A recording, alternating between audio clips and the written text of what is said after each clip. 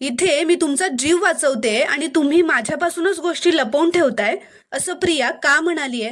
श्री स्वामी समर्थ प्रेक्षकांनो, प्रियाने आता साक्षीला महिपतच्या बंगल्याबाहेर बघितल्यानंतर प्रियाला खूपच मोठा धक्का बसलेला असतो आणि महिपत साक्षीचा फोन उचलत नसतो.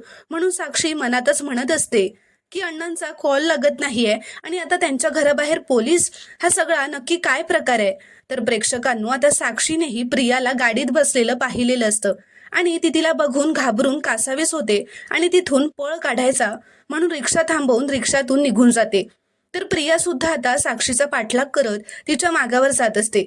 प्रिया आता एका जागी थांबून नागराजला फोन करते व चिडतच म्हणते, इथे मी तुमचा जीव वाचवण्याचा प्रयत्न करते, महिपतला एकत्र शोधूयात असं सांगते आणि तुम्ही माझ्यापासूनच इतक्या मोठ्या गोष्टी लपवून ठेवताय. तर नागराज म्हणतो, मी काय लपवलंय ग तुझ्यापासनं? तर प्रिया म्हणते, साक्षी जिवंत आहे ना? तर नागराजला हे सत्य माहीत असतं, पण तू प्रियासमोर खोटं नाटक करत म्हणतो. काय काय बोलतेस तू? अगं, तुला कोणीतरी चुकीची माहिती दिली असेल. तर प्रिया रागातच म्हणते, ही ऐकीव माहिती नाहीये, मी स्वतः साक्षीला बघितलंय महिपतच्या घराबाहेर. आता तरी खरं बोला काका. तर नागराज म्हणतो की माझं आणि महिपतचं आधीच ठरलं होतं की साक्षी जिवंत आहे हे कुणालाही कळू द्यायचं नाही. तर प्रिया म्हणते, म्हणजे मला जे वाटलं होतं तेच खरंय, साक्षीच आपल्याला महिपत पर्यंत घेऊन जाईल. तर नागराज म्हणतो, म्हणजे साक्षीला महिपत कुठे आहे ते माहिती आहे असं तुला वाटतंय का?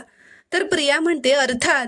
अहो काका, महिपत एक वेळ श्वास घेतल्याशिवाय राहील, पण स्वतःच्या मुलीशी बोलल्याशिवाय अजिबात राहणार नाही. त्याने कन्फर्म कॉन्टॅक्ट केला असणार आहे तिला. तुम्ही एक काम करा, तुम्ही साक्षीला कॉल करा आणि तिला विचारा महिपत कुठे आहे. तिच्याकडून सगळी माहिती काढून घ्या काका. तर नागराज म्हणतो, बरं ठीक आहे असं म्हणत आता ते दोघंही फोन ठेवतात.